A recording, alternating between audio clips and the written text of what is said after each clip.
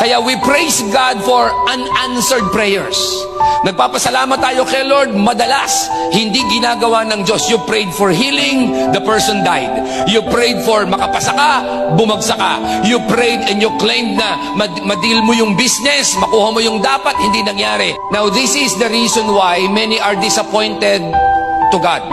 Ano po, bakit po siya disappointed? Kasi pag meron tayong gusto, hindi nangyari. Nag-pray ka, sana matuloy, hindi nangyari.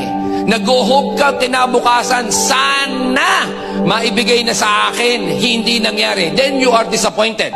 And then sinisisi mo si Lord, biniblame mo siya. Ang dahilan, kasi kilala mo lang ang Diyos sa kaya niyang gawin.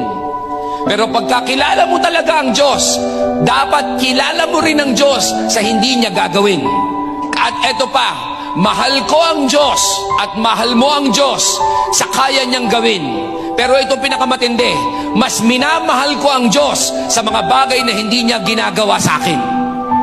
And because of that, I have learned the true meaning of trust. Na nagtitiwala ako sa iyo, Panginoon, hindi dahil sa gagawin mo.